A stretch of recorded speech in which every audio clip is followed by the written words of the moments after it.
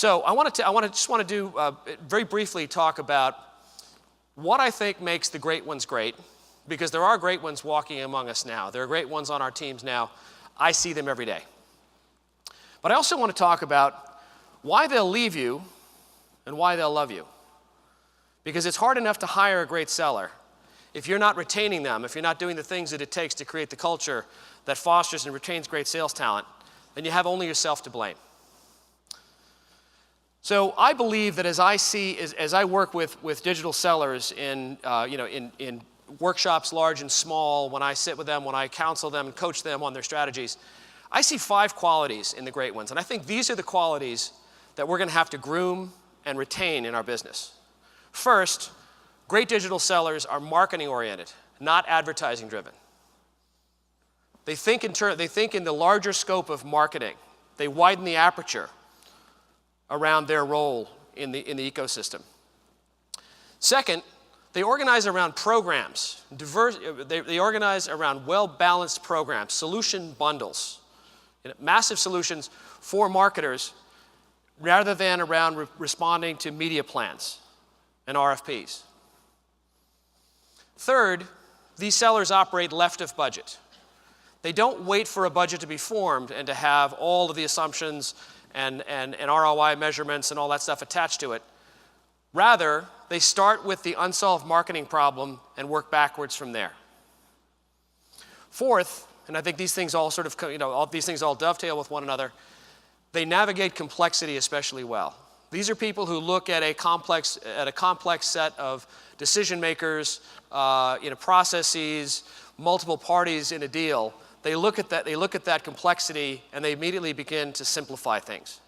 And finally, we're now making a generational change from a generation of transactional sellers to a generation of enterprise sellers. So we have something that we can learn from those people who have sold in diverse software systems, healthcare systems, in other industries.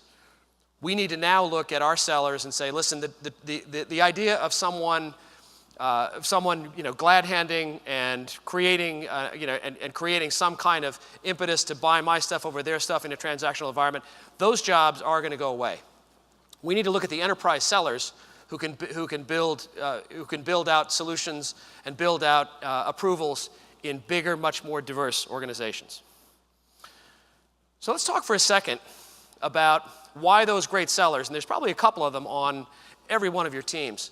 Let's talk about the reasons why those great sellers might just leave you. And I think it comes down to 4 things. This is what they tell me when they're thinking about making a career change. Number 1, no one is having a proactive conversation with them about their future. Not in the industry and not at your companies. Discussions of their future is almost always reactive. It's something that we hand off to HR. It's something that we respond to when they get a job offer. Frankly, a lot of sellers ask us for promotions to management because they feel like that's the only opportunity for them. We're not painting a picture for them, and so we leave it to someone else to paint that picture, to fill in the gaps. Second, and this is going to sound ironic, people leave you because they feel unmanaged. Not unwatched, not unrecorded, but unmanaged. We have a middle management gap in our business. We don't have enough trained managers to really give these people what they need on a day-to-day basis, the strategic sustenance that really helps a salesperson keep moving in doing a really difficult job. Third, they perceive a lack of investment. Look around the room.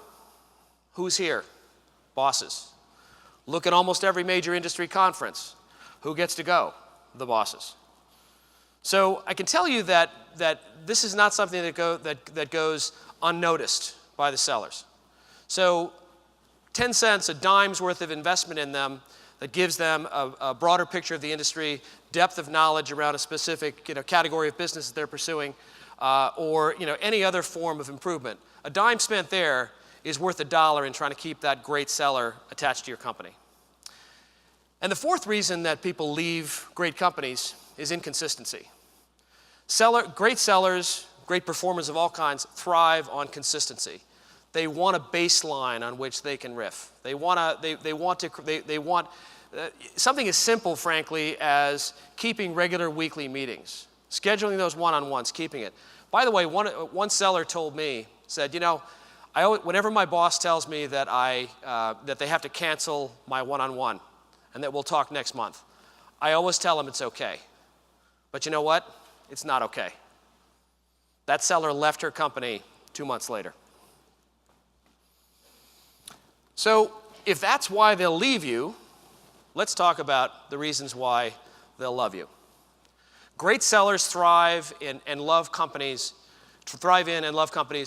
where managers break it down with them, where leaders break it down, where you can simplify the complex environment in which they're going to operate, and when you can sit down with them and break down the approach to a client, a business problem, right?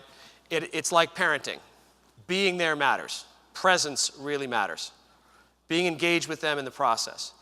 Second, they like being in companies that celebrate and support, that elevate and support process. Sales can be a numbers game. It is a numbers game.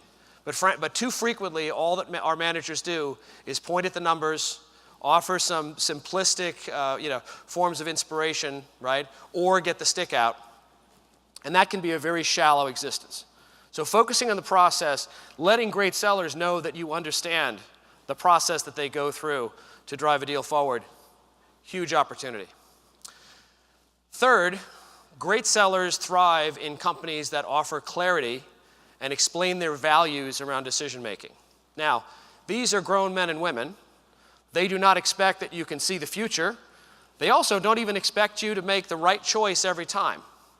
But they want to know the basis on which you make decisions. They want to understand the values of the company. And one thing that as individual entrepreneurs and as major companies that we don't do a very good job of is explaining our values, explaining how and why we make the decisions that we make. And fourth, they thrive and they love companies that close the gaps between sales, marketing, and product. Believe me, as tough as it is internally working with individual fiefdoms and silos inside your companies, having to explain those to customers on the street as you're trying to create deals and put together the very difficult right brain sales work that these people have to do, that can be nigh on impossible.